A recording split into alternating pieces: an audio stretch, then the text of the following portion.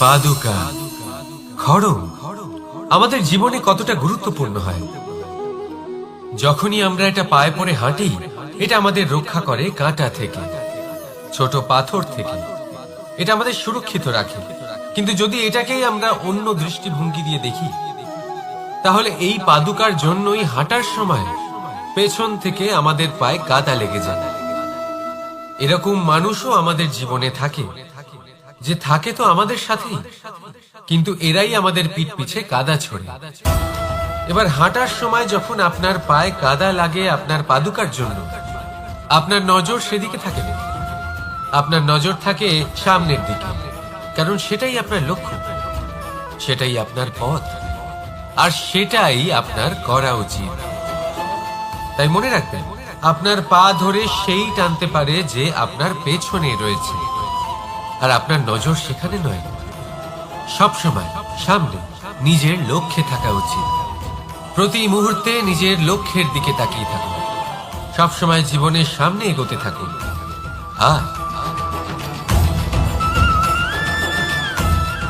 রাধা রাধা।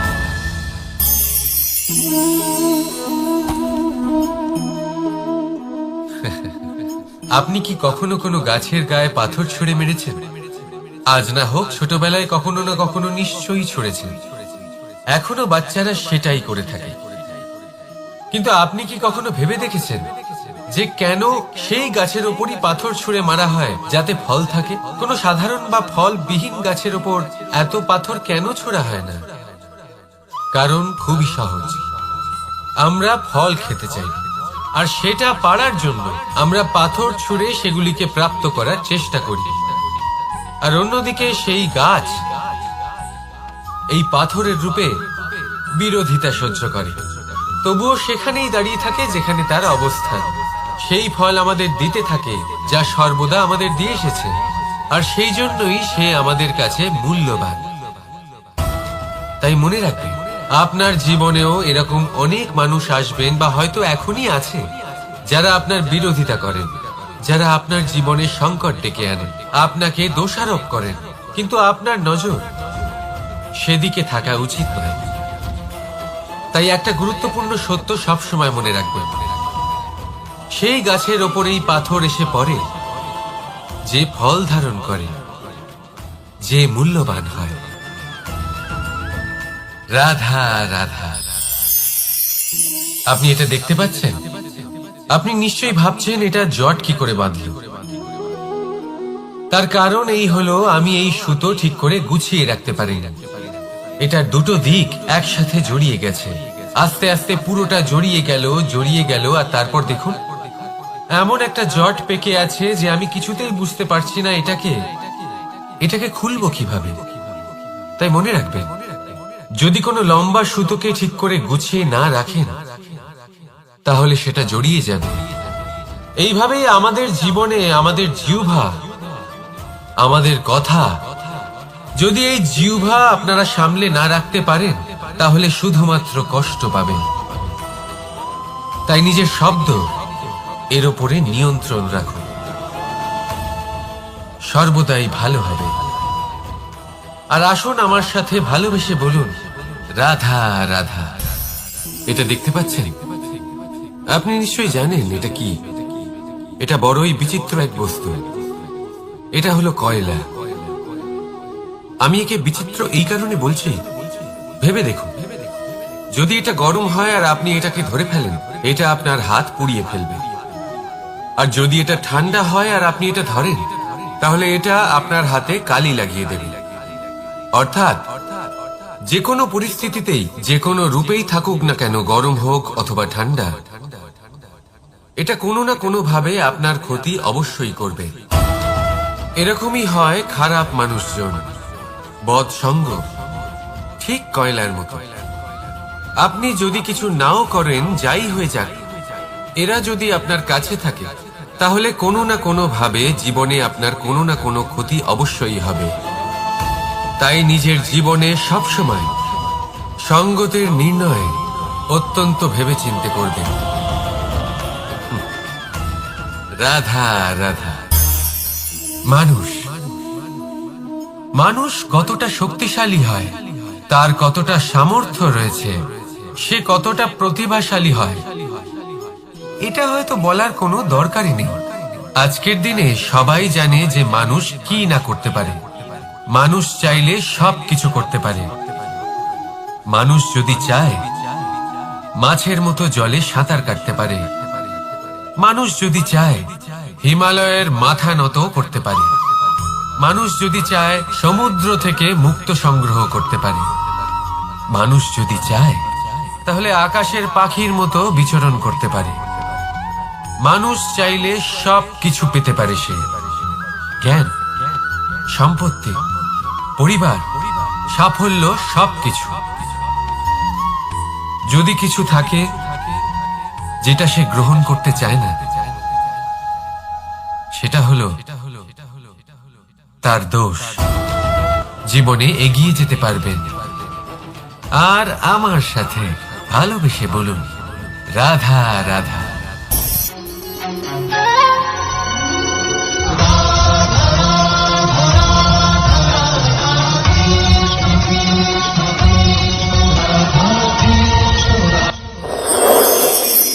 মানুষের জীবনে তিনটি গুণ অত্যন্ত প্রয়োজনীয়: শ্রদ্ধা, বিনম্রতা, যোগ্যতা। যদি জ্ঞান লাভ করতে চান তাহলে শ্রদ্ধার প্রয়োজন। যদি মান লাভ করতে চান তাহলে স্বভাবে বিনম্র হওয়া প্রয়োজন। আর যদি মনোবাঞ্ছিত স্থান লাভ করতে চান তাহলে যোগ্যতার প্রয়োজন। বিষয়টা সহজ। শ্রদ্ধা আপনাকে জ্ঞান দেবে, নম্রতা আপনাকে মান, আর যোগ্যতা উচিত স্থান দেবে। কিন্তু যদি আপনি এই তিনটি গুণ সম্মিলিত করেন তাহলে এমন কিছু লাভ করবেন যা এই সব কিছুর থেকে অনেক ঊর্ধ্বে। সম্মান। আর এ হলো সেই সম্মান যা প্রত্যেক মানুষের নিজের জীবনে লাভ করতে চেষ্টা করা উচিত। কারণ এই হলো সেই সম্মান যার কারণে আপনি চলে যাওয়ার পরেও এই সংসার আপনাকে ভালোবাসবে আর মনে রাখবে। আসুন আমার সাথে ভালোবেসে বলুন, রাধা রাধা। জীবনে গতি অত্যন্ত গুরুত্বপূর্ণ, মতিও হলো গুরুত্বপূর্ণ, এবং তার থেকেও বেশি গুরুত্বপূর্ণ হলো সঙ্গতি। একটা জলের ফোঁটা, তার মধ্যে গতি থাকে। প্রকৃতির মধ্যে তা লাভ করার ইচ্ছে নিহিত থাকে। কিন্তু এই যে সঙ্গতি, তা নির্ধারিত করে যে এই জলের ফোঁটা ঝিনুকের মুখে পড়ে মুক্ততে পরিণত হবে নাকি বিষাক্ত সাপের মুখে পড়ে বিষে পরিণত হবে। এবার দেখুন, এই জঞ্জাল স্বর্ণকারের দোকানের সামনেও থাকে এবং জঞ্জাল একজন ব্যবসাদারের দোকানেও থাকে। কিন্তু জঞ্জাল যা স্বর্ণকারের দোকানে থাকে তা ব্যবসাদারের দোকানের জঞ্জালের থেকে অনেক বেশি মূল্যবান, কারণ তার মধ্যে সোনার কণার সঙ্গতি থাকে। সেই জন্য জীবনে সঙ্গতির উপর বিশেষ গুরুত্ব দেবেন। যেমন সঙ্গতি তেমনই আপনি হবেন। আসুন আমার সাথে ভালোবেসে বলুন, রাধা রাধা। প্রত্যেক প্রাণী ভালোভাবে জীবন যাপন করতে চান, এটা তাদের স্বভাবে আছে এবং ভাবাটা অনুচিত নয়। কিন্তু একটা ভালো জীবনের গুরুত্বপূর্ণ অংশ কোনটা? বসবাসের স্থান। সেই স্থান যেখানে আমরা জীবন অতিবাহিত করি। এবার মানুষ ভাবতে পারেন যে একটা ভালো বাসস্থানের অর্থ কি? সেই স্থান যেখানে সহজে জল পাওয়া যায়, যেখানে শুদ্ধ বায়ু পাওয়া যায়, যেখানে আনাজ উৎপন্ন হয়। এটা জীবনযাপনের জন্য পর্যাপ্ত বটে, কিন্তু ভালো জীবন যাপনের জন্য আরো একটা কথা আপনাকে বুঝতে হবে। সাধু, জ্ঞানী, পণ্ডিত ব্যক্তি, এই সকল মহাপুরুষ, এনাদের যে বাসস্থান তা অত্যন্ত বিশেষ হয়। এখানে এক ধরনের বিশেষ ইতিবাচক শক্তি থাকে। এমন একটা স্থান যেখানে দেবতারাও বিচরণ করেন। জীবন আমরা সবাই যাপন করি, কিন্তু জীবনের উদ্দেশ্য শুধুমাত্র জীবন যাপন করা নয়। জীবনের উদ্দেশ্য হলো মুক্তি লাভ করা। আর এই সকল সাধু, জ্ঞানী, পণ্ডিত ব্যক্তি, এই সকল মহাপুরুষ আপনাকে মুক্তির পথে নিয়ে যেতে পারেন। কারণ এরা হলেন সেই মহাপুরুষ যারা নিজেদের অন্তরের বিকার, অহংকার, ক্রোধ, বিদ্বেষ এই সকল দোষগুলিকে ত্যাগ করেছেন, এদের উপর বিজয় লাভ করেছেন। এমনই একজন ব্যক্তি আপনাকে মুক্তির পথে নিয়ে যেতে পারে। প্রয়োজন হলো শুধুই এনাদের চিনতে পারা, এদের কথা বুঝতে পারা এবং এদের দেখানো পথে চলা। যদি আপনি এটা করতে পারেন তাহলে এই মন প্রফুল্ল হয়ে বলবে, রাধা রাধা। আমি এখানে একা এই বনে বসে আছি, বাঁশি বাজাচ্ছি। কার জন্য? কে আছেন এখানে? কেউ নেই।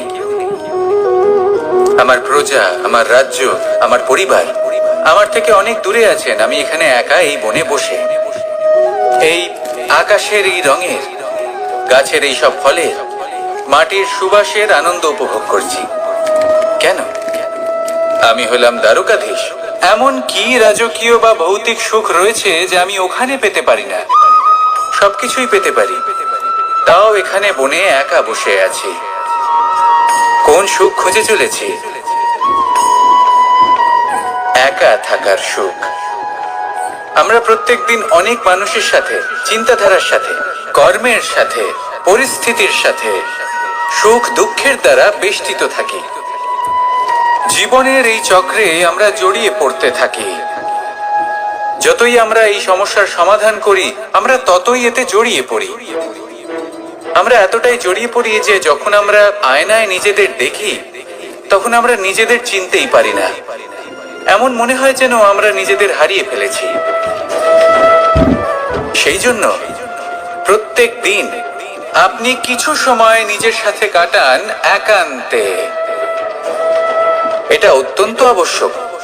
নিজের অস্তিত্বের গভীরে গিয়ে দেখতে শিখুন, নিজেকে বুঝুন। অদ্ভুত শান্তির অনুভূতি হবে। যেমন এই বায়ু, এই বৃক্ষ, এই পুষ্প, এই নিসর্গ, এদের মতো আপনিও কখনো একলা হতে শিখুন। কখনো নিসর্গের একটা অংশ হয়ে দেখুন। এই মন প্রসন্ন হয়ে বলবে, রাধা রাধা। ওমাই কি, আমি কখন থেকে এখানে অপেক্ষা করছি, হাত পেতে দাঁড়িয়ে রয়েছি যাতে একটা ফল আমার হাতে এসে পড়ে এবং সেটা আমি খেতে পারি। কখন থেকে অপেক্ষা করছি কিন্তু সেটা হচ্ছেই না। এবার আপনি বলবেন যে এসব কি বলছি, এ কি অদ্ভুত কথা বলছি। যদি ফল খেতে হয় তাহলে আমাকে বৃক্ষে চড়তে হবে, ফলের কাছে পৌঁছতে হবে, তবেই তো ফল পাবো। এবারে এটা অত্যন্ত সহজ ব্যাপার, কিন্তু এই বিষয়টা আপনি নিজের জীবনের প্রসঙ্গে ভেবে দেখুন। লক্ষ্য কোথায় আছে আপনি জানেন, সেই লক্ষ্যে পৌঁছানোর পথ কি সেটাও আপনি জানেন, সেই পথে চলার ক্ষমতাও আপনার রয়েছে, কিন্তু তাও আপনি নিজের লক্ষ্য লাভ করতে পারছেন না। কেন? কারণ আপনি অপেক্ষা করছেন যে লক্ষ্য আপনার সামনে চলে আসবে, কিন্তু তা হয় না। লক্ষ্য সে যাই হোক না কেন, ধন হোক, প্রেম হোক, কোনো সম্মান হোক বা মোক্ষ হোক, যদি আপনি তার দিকে অগ্রসর না হন তাহলে ফল প্রাপ্তি অসম্ভব ব্যাপার, তা কোনোদিনই হবে না। সেই জন্য আপনার চোখের সামনে আপনি যদি নিজের লক্ষ্যকে দেখতে পান তাহলে উঠুন এবং সেই দিকে অগ্রসর হতে শুরু করুন। নিজের অন্তরের সকল অশুভ গুণ দূর করুন, অলসতা ত্যাগ করুন, অজ্ঞানতা ত্যাগ করে দিন এবং চলতে থাকুন। অবশ্যই মনোবাঞ্ছিত ফল লাভ করতে পারবেন। মনে রাখবেন, চলতে থাকলে তবেই লক্ষ্য প্রাপ্তি হবে। অপেক্ষার দ্বারা শুধুমাত্র মৃত্যু লাভ হবে। আসুন আমার সাথে ভালোবেসে বলুন, রাধা রাধা।